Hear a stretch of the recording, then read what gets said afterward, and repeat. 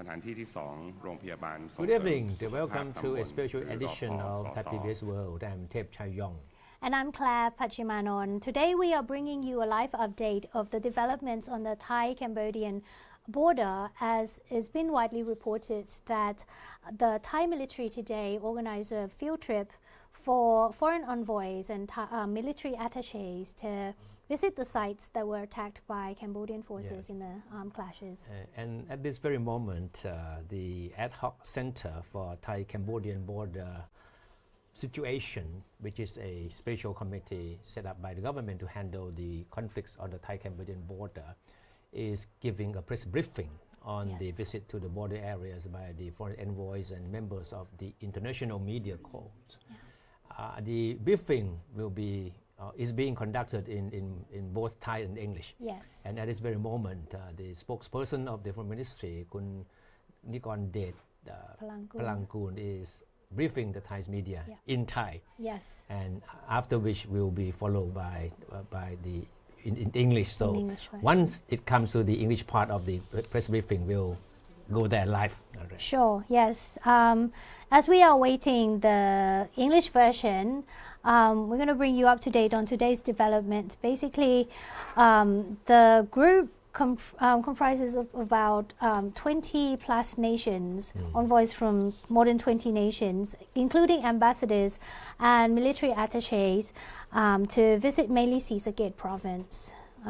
Then the sites include the petrol station that was struck by rockets from the Cambodian side. Sure. In fact, the visit to the petrol station was one of the highlights of the trip. Yeah. Because as we already understand that the gas station was where a convenience store was located, and which took a direct hit from a rocket fired by Cambodian forces during the fierce fighting on July the 24th. Yeah, that was last week. Yeah. And as we have been reporting, 8 civilians, including an 8-year-old boy, were killed in the attack. And the families of the victims were on hand to greet the envoys, carrying with them portraits of their deceased loved ones. So that was a very, very touching moment. Yeah. Yes, yes, yeah. And then the idea of the trip today was, according to the ad hoc Center for Thai-Cambodian border situation and the government, the objective was to let foreign envoys and members of the foreign medias see with their own eyes the casualties and the damage caused by the indiscriminate attacks by Cambodians on civilian targets and infrastructure during the 5 days of fighting between the armed forces of the two countries. And the trip came 2 days after the Cambodian government made a similar arrangement on their side of the border.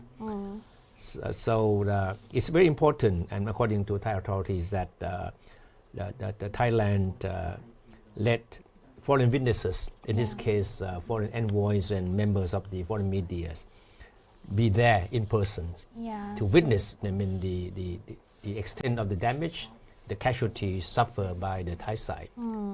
Yeah. Do we know when the English version is coming up? Yeah. Okay.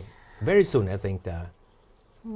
All right. See. Okay. I think our producer will tell us as soon as the English version comes up, and then we'll switch it to the official press conference. But just like you said, we were talking about the petrol station, the incident that took place, which killed 8 people, including a boy. Right? No, there was one very touching moment when the daughter of the owner of the gas station read a prepared statement to the visiting envoys. Yes, yes. And here's what she said. She said, "I am the daughter of the petrol station owner, and I was there when it happened. At the moment the rocket hit the 7-Eleven at our station. I was sitting at a nearby cafe counter with some other staff members. Shrapnel from the explosion reached the cafe. Normally the cafe is very busy, but due to the fighting between Thai and Cambodian soldiers, there were no customers that day." She said, "After we heard the explosion, the other staff and I ran out of the cafe immediately, and when I got outside, I saw a huge cloud of black smoke. About 2 minutes later, my mother and my aunt quickly arrived on a motorcycle to get me. My mom shouted for everyone at the petrol station to evacuate right away. So she was called Pichapat or Nong Ling Ling, and she's only 13-year-old and the daughter of the petrol station owner where the incident took place. She read it in English as well. Yeah. 8 civilians, including an 8-year-old boy, were killed in the attack on the convenience store. Quite unfortunate. Yeah. And the envoys and the members of the foreign press today were also taken to a school and a local hospital, which were also damaged by the Cambodian fire. Yeah, so different.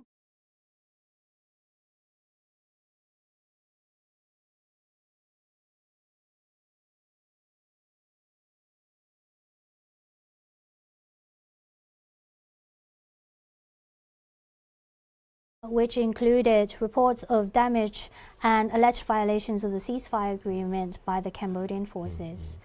Major General Winthai Suwari, the Thai Army spokesperson, said that the visit was arranged for ambassadors and deputy chiefs of mission, military attachés, and foreign journalists to Thailand, and including the Thai media as well.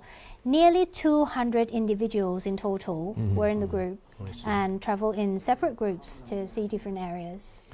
And the spokesperson of the army said that the stop at the shelter aimed to highlight how uninvolved civilians have been affected. The Thai authorities have been describing the attacks by the Cambodian forces as being indiscriminate, in the sense that they didn't really differentiate between the military targets and civilian structures or civilian locations. Especially schools and That's hospitals. Right, Yeah, the final stop was at the shelter, isn't it? So, it's an opportunity for international observers to see the facts on the ground and share what they witnessed globally. This is according to Major General Winthai, who told the press. And the spokesman Winthai also said that unlike the Cambodian site, we have taken the delegation to actual incident sites, all of which are located dozen of kilometers away from the frontline combat zones. So what he was implying was that the places or infrastructures that were actually hit by the Cambodian fire were, dozens of kilometers away from the border area. So they should have been targeted by the Cambodian fire in the first place. So there were diplomats as well as military representatives on the trip. So we had actually 3 ambassadors from 3 countries. So Brunei, Japan, Myanmar went, and deputy chiefs of mission from 3 countries, including Malaysia, Laos, and Indonesia. And then they have other diplomatic representatives from 5 countries, including the United States, Singapore, China, Vietnam, and the Philippines. And military attachés from 23 countries. I think our reporters have talked to one of the envoys. Actually, I think the press conference has gone to the English version now because foreign and Thai media, totaling 150 persons, joined a site visit to civilian areas, including a petrol station, convenience store, a sub-district health promotion hospital, and a temporary shelter center, which were affected by Cambodia's indiscriminate armed attacks in blatant disregard of the principles of international law. The objectives of the field visits are as follows. The Ministry of Foreign Affairs facilitated the participation of the diplomatic corps and foreign media in this site visit with a firm intention to ensure that the facts and the truth are disseminated to the international community. This is where both Thai and international media will play an important role. Secondly, the Ministry of Foreign Affairs intended to provide an opportunity for the diplomatic corps and international media to observe and assess the impact of the clashes along the Thai-Cambodian border firsthand. Thirdly, through the site visit, we intended to reflect the actual events and the actual truth to reveal the magnitude and long-term social impact of the destruction caused by civilian homes, hospitals, schools, and public facilities, acts initiated by the Cambodian side which deliberately targeted non-military sites. Again, these actions constitute violations of international humanitarian law, human rights principle, and the Convention on the Rights of the Child. As a result, many innocent civilians have been killed or injured, and over 150,000 people were forced to evacuate to shelters. The results of the site visit, after a briefing by the Thai side of the attack by Cambodian beginning of 24th of July 2025, the delegation were on site to observe a number of affected locations. First, a convenience store located within a petrol station in Sisaket province, which came under rocket attack by Cambodian forces, resulting in 8 fatalities. Among them were a family of 3, a mother and her children, who went into the store and never came back out. Second, the Ban Sam Mueang Sub-District Health Promotion Hospital, also in Sisaket, which was structurally damaged by the attack, and a temporary shelter center which have been providing care for over 5,000 people. Today's site visit was an important opportunity for a large number of diplomatic representatives, defense attachés, and media present to witness the transparency and the facts of the situation. Still, at every location visited, safety was our top priority. When compared with Cambodia's arranged visit, at every place visit, media were able to follow and take footage or reporting. Diplomats and defense representatives were also able to meet and interact with families who are directly affected and witness damage to the public infrastructure and facilities. An impact on innocent civilians, including the personal impacts for those who had to leave their homes. Moreover, the diplomatic representatives and defense attaché thank the Thai government for organizing the visit, which demonstrate the sincerity and good faith that we have always shown. Lastly, I wish to reiterate that Thailand carries out all our actions in accordance with the rules always. We are committed to the principles and international law, as the world can see, just like the visit today. I am confident that truth ultimately wins. Thank you. So I'd like to give a quick translation to my address on the security aspect of the ad hoc center as well. As a result of the visit of the diplomatic delegations as well as military attaché corps, as well as the members of the press to the site in Ubon Ratchathani and Sisaket provinces today. Firstly, I'd like to mention the update of the situation concerning the clashes between Thailand and Cambodia in recent day. In the past day also, from the 31st of July to the 1st of August here, the overall situation along the Thai-Cambodian border has remained calm, as of course the overall environment remains stable. No positive deployments of any troops found in the area. Secondly, I mentioned about the casualty status as of 0900 today of the civilians. The numbers of the casualty affected remain the same as yesterday. That is to say, deaths is counted as 14, seriously injured 12, moderately injured 13, slightly injured 13, and the total number of affected people are 52. In terms of the current number of evacuees to shelters or temporary shelters across 5 provinces, there are currently 676 temporary shelters available. One was closed down yesterday as a result of not being used. The shelter capacity that can accommodate the number of people still counts for 395,858 people. The current number of evacuees remain in those shelters are 167,121 people, a decrease of 21,277 people after provincial authorities determined that it was safe for some of them to return home. In terms of healthcare and well-being of the evacuees living or staying in the shelters at the moment, we have provided medical personnel to continuously assign or to take care of the sick and injured in the shelters. And there has also been support from all sectors concerned, be they government, private organizations, or even local foundations. Various recreational activities have been organized, including this weaving of animal figures such as this one here. I was given this one by one of the children who actually wove this beautiful bird, which represents peace for the occasion as well. So they actually made all these animal figures, fish, birds, and all the cardboard cutouts as part of their recreational activities to reduce their stress. Now, Mr. Nikondet mentioned already about the visit sites that we have taken all the diplomatic corps members as well as military attaché corps members and members of the press too.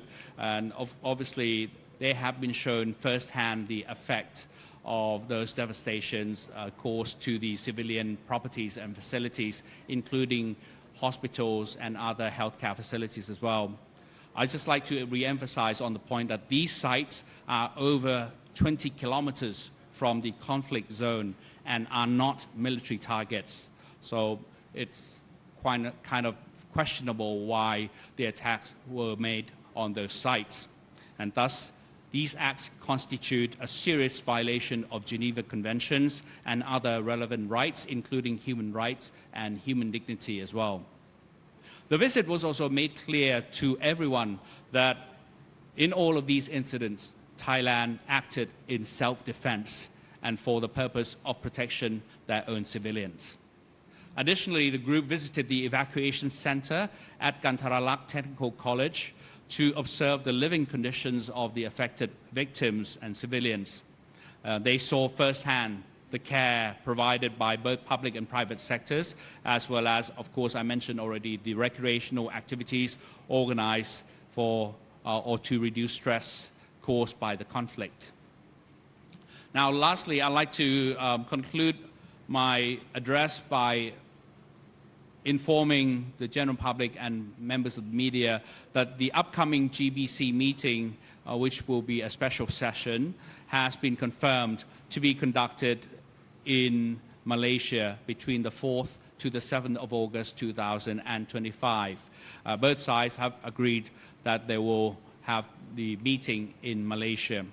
Now, in terms of what constitutes the meeting, the dates of 4 to 6 of August will have the secretariat level meeting of both sides, while the 7th of August will have the ministerial level meeting between the defense ministers of both countries. And for Thailand, the representative will of course be General Nattapon Nakpanit, the Deputy Minister of Defense, Acting Defense Minister. That's all I have to say. Thank you very much.